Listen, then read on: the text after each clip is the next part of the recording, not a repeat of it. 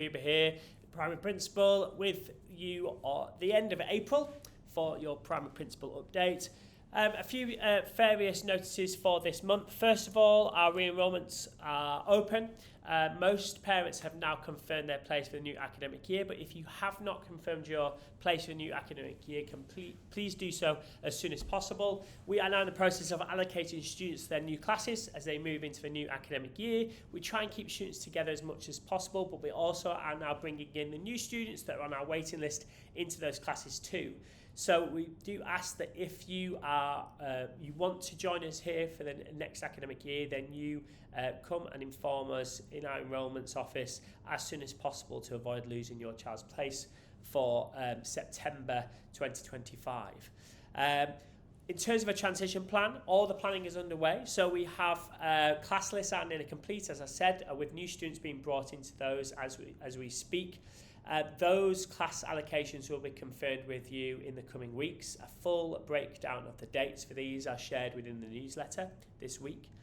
And then we start to feed into our transition planning. So as we approach June, your class teacher will be shared with that class as well. So you'll know who will be teaching your class, your child next academic year.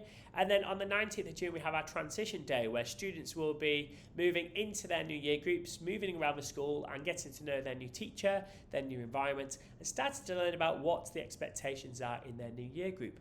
We'll also be sharing some live webinars with parents so you can find out what to expect from your child's new year group. Certain things change. We have new subjects. So for example, in year 2, we start to introduce French and Spanish. So our year 1 students start to engage in new languages. In terms of PE, the expectations change, and there's lots of different little things that we do to enhance the independence of our students to build that fluency and that maturity as the children progress. So it's really important that parents engage in those webinars as well so that you find out about all those changes and how you can support your child in preparing for their new academic year, something that's very exciting. At the end of term 3, we'll be sharing our end of term reports.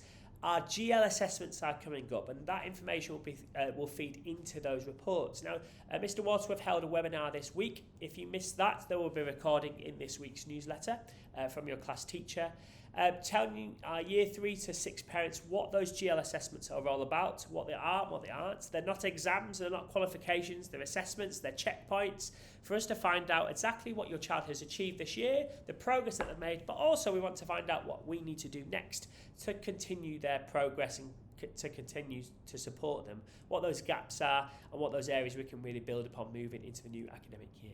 All that data will be shared with their child's new class teacher, but we want to share that data with you too, and so the GL assessment reports will be shared with you as part of the end of year reports that will be accessible on the GEMS Connect app.